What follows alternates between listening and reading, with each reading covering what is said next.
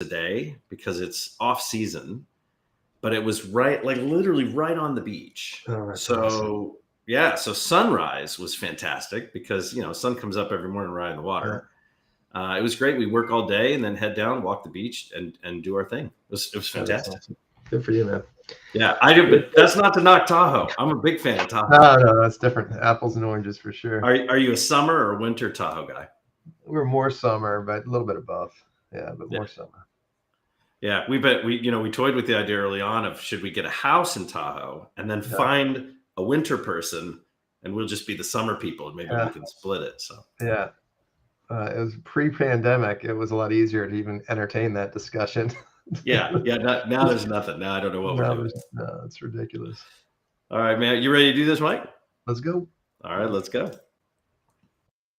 Welcome to the CXR channel, our premier podcast for talent acquisition and talent management. Listen in as the CXR community discusses a wide range of topics focused on attracting, engaging, and retaining the best talent. We're glad you're here.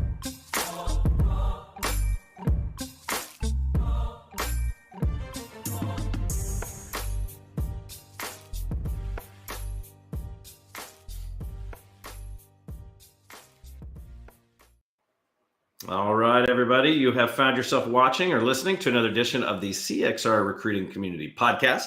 Now, weekly, we do our best to come together with recruiting industry leaders. These are practitioners, analysts, even personalities, to talk about kind of what's going on in their space, what's top of mind for them, and just to catch up live. If you are with us live today and you're dialed in, maybe through LinkedIn, YouTube, or Facebook, or even Twitter, drop a hello in the chat. Let us know that this thing's working. And that it's on. And then through the course of the chat that we have, the interview we've got going on, you can throw your own profile link if you'd like to in there. We'll be sure to follow you back. You can ask a question or add a comment for consideration, and we'll see if we can include you in the show, even send you a call out. So today, we'll jump right in. Our guest is Mike Fitzsimmons. Now, Mike is the founder and the CEO of Crosschq. Mike, I want to go ahead and welcome you to the show. How are you? I'm awesome. Thank you so much for having me. Thanks for joining. So look, Mike, for those who don't know you, why don't you give us a quick sort of an escalator pitch about who is Mike and why do we care what Mike has to say? Well, as you mentioned, I am the CEO of Crosschq, which is a talent analytics platform that's kind of been built to help talent teams optimize quality of hire and workflows and things of that nature. So I have the luxury of having an inside view into what's happening, and we have over 450 customers now. And so with the very nature of what we do, being so close to data and analytics and having such a wide variety of customers that use our platform, I think we have some insights that are interesting to share. I don't know how interesting it will be, but I think that's why you invited me to participate. No, well, we're glad you're on. I mean, sort of the top, and we can go anywhere you want. We don't even have to stay on topic if you don't want to. We've got 5 listeners. They typically dial in. We're excited to have them on. But if you want to talk about whatever you want to talk about, we can. But I think what we said we were going to chat about was sort of as the hiring starts to slow down for some, it might be time to sort of reevaluate talent pipelines. And when we say reevaluate talent pipelines, let's level set, right? So what's talent pipelines? What's the reevaluation of that mean to you, Mike? Yeah, it's interesting. I was going to put that back to you too, to get your definition of how you define talent pipelines. I think there's so many ways to cut this, because the source of our talent pipelines, which is where it all starts, tends to be such sends our talent down so many different divergent paths as they enter into our quote unquote pipeline. But I think the notion of kind of how we're reassessing our talent pipelines, to me, is when we have made a hiring decision, everybody that we did not hire, what happened to that cohort of people, right? Mm-hmm. And so I think that was part of what we were going to explore. But I want to flip it back to you in terms of definitionally for you. How do you think about it? I think it's a fair question, and I love when you kick it back. Thanks for that. I think what we're looking at is, historically, for me, from the recruiting side of the equation, I think of pipeline on the application side.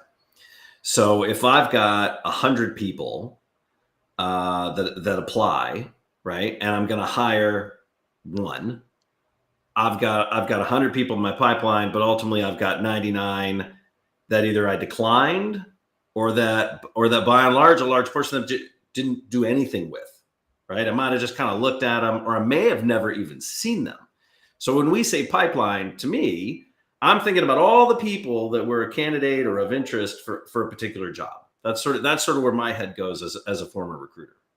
Yeah, for sure. So I do think part of the level setting and the benchmarking on this is really challenging ourselves to look back on, using your 100 to 1 example, on how we deselected the 99, right? Like what actually went into that process. And I think part of what is so fascinating about the shift that we're seeing with our companies is that, to your point, they are reevaluating their selection processes, because over the last couple of years, sort of with all due respect, our company's guards have come down quite a bit in their talent selection processes, and we've gotten a little bit sloppy, because we've had such high pressures to fill butts and seats. That just has been the reality, and it's been the reality across all types of job roles and job types. So there is something changing, for sure, and how we're getting more diligent in that assessment process. I was interesting. I was asking the question earlier a little bit because the source of our pipelines does factor into this. But the other things that factor into this is all the other stuff we knew about these candidates when we deselected them or selected them. And some of the data that we have flowing through our engine is telling you some pretty alarming things about our selection processes. So we have data that is now showing us that interview scores, we did a study with Greenhouse on the correlation of interview scores to quality of hire, and found that there was only a 9% correlation of interview scores to quality of hire. So now you're sitting here saying to yourself, gosh, I put this candidate through X many interviews, but the reality was that only 1 out of 10 of those at the end of the day, ultimately was in any way, shape, or form predictive. So there's those kinds of things where we have to challenge ourselves and say, gosh, we have these massive turnover rates, right? We have 46% of our new hires not crossing over to ROI productivity. We know that our interview processes are actually not helping us dictate and guide us to higher quality hires. How the heck can we do this differently, right? Well, and I sort of struggle when we start talking Q of H, right? The holy grail, if not time to fill, if not how many recs should my recruiters have, the holy grail of talent acquisition. I think there's a struggle in measuring that, because I think that metric is not just elusive; it's almost near impossible to standardize.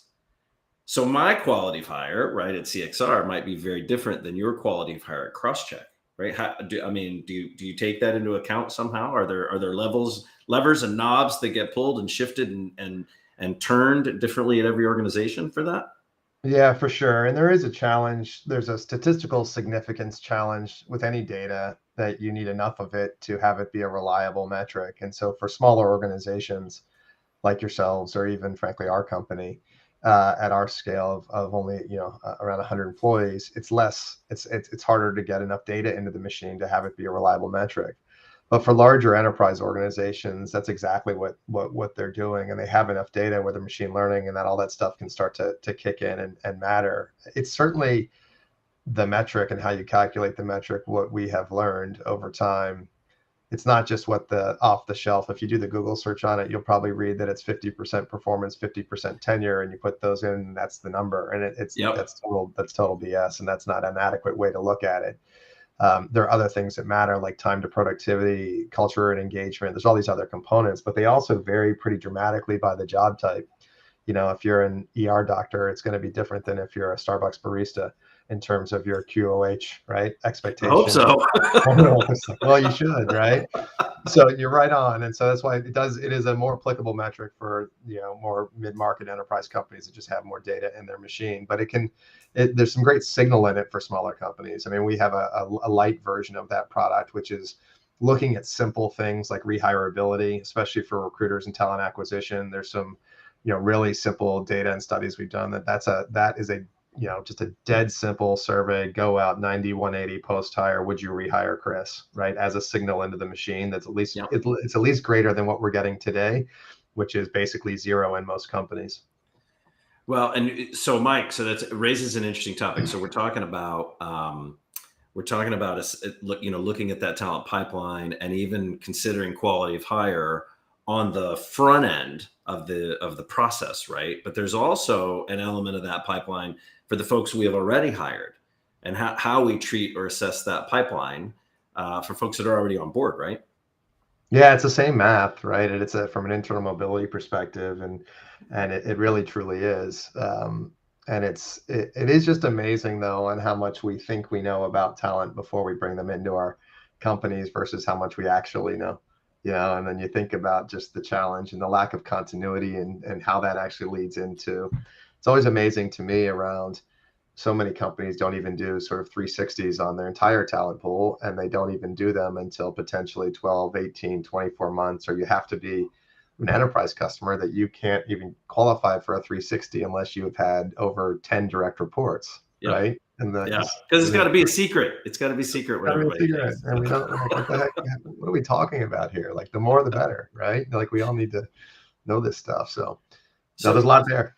So, Mike, what do you think? What do you think the biggest sort of missed opportunity might be when we're talking about? And you can do it for the currently employed talent pipeline, or you can do it for the folks who've missed talent pipeline. But what do you think the biggest missed opportunity from a pipeline assessment or pipeline management standpoint is?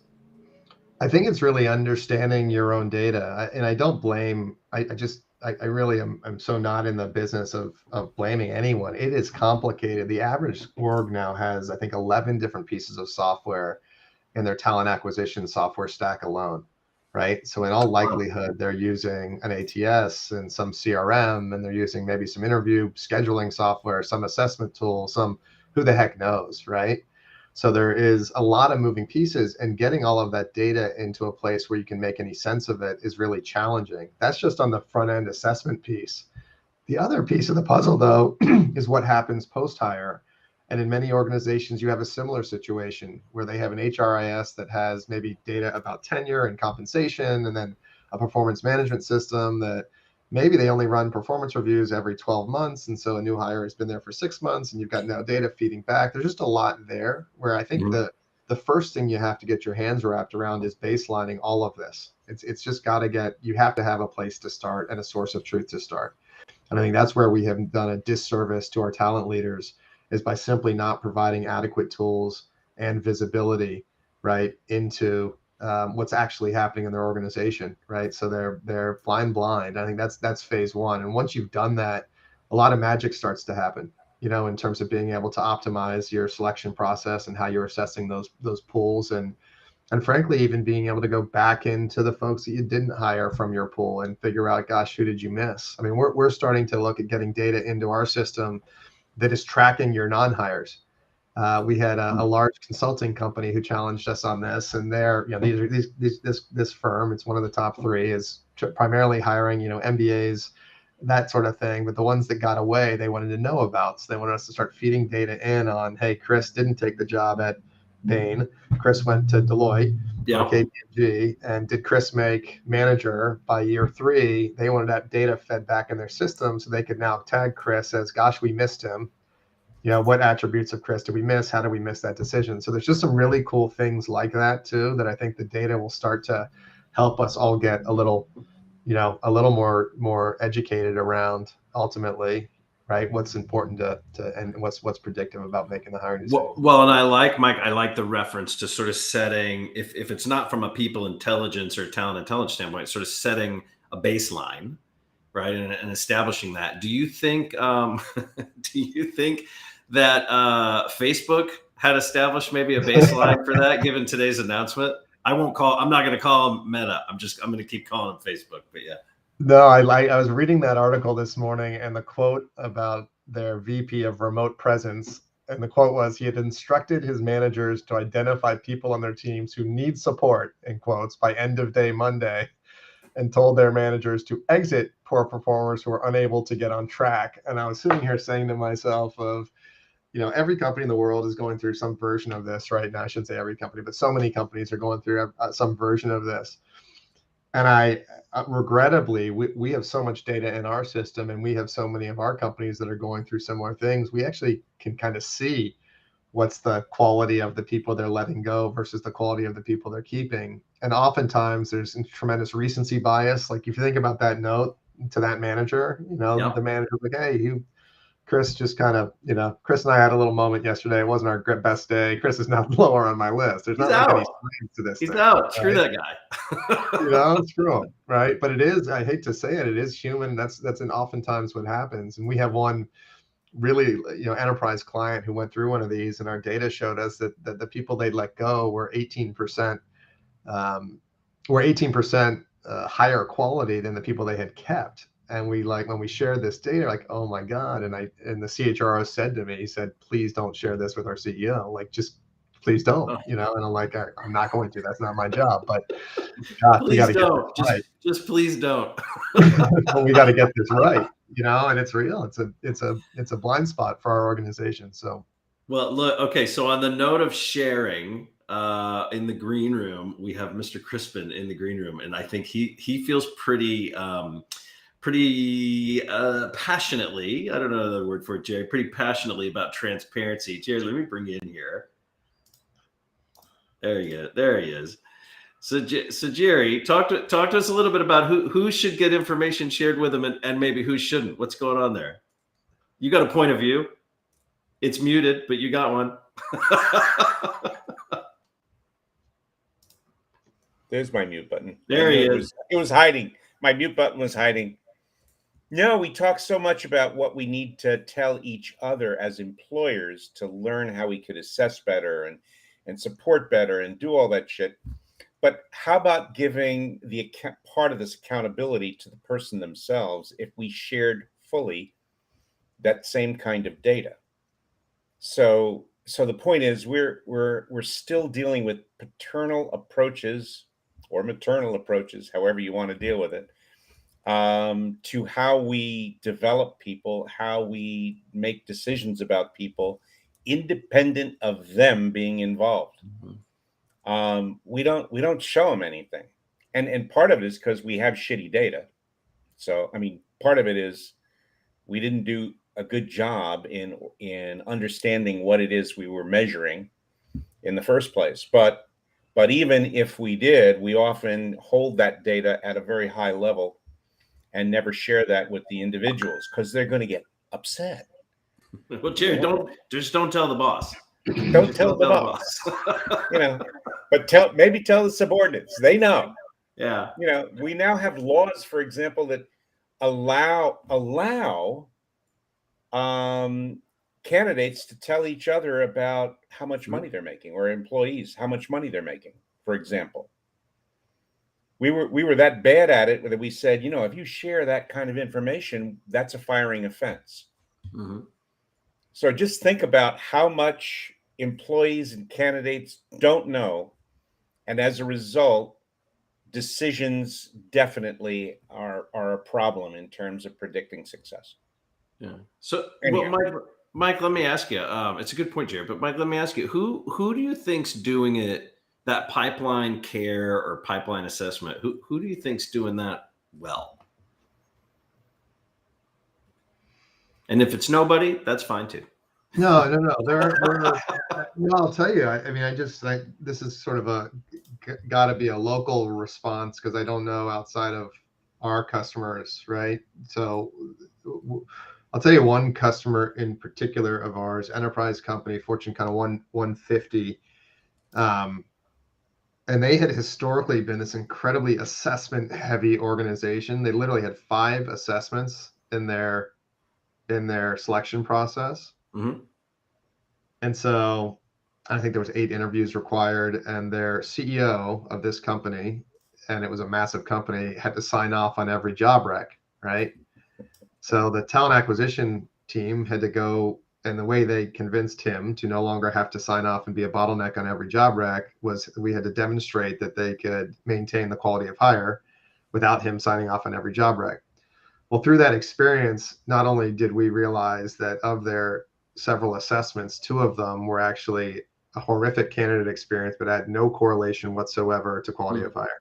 right? One of them is one I will not mention, but we all know it by name, and they've been using it for over a decade. So I think that I would argue that based on the data and based on what their last couple of quarters have looked like relative to where they were before, they're doing as good a job as I've seen any organization do. But it came through a process of understanding in that selection process, really using data to understand what are good signals, what are not good signals, other things they're learning.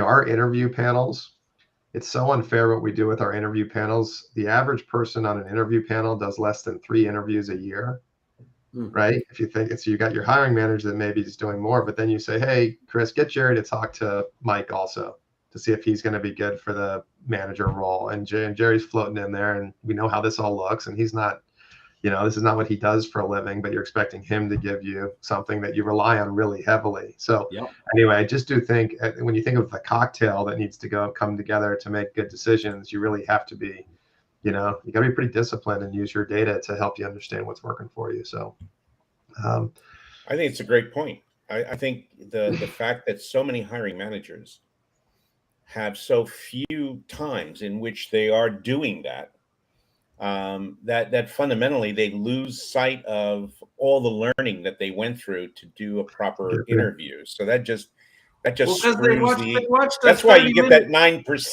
They watched a 30-minute video to be certified. That and that made them the expert to be able to do the interview.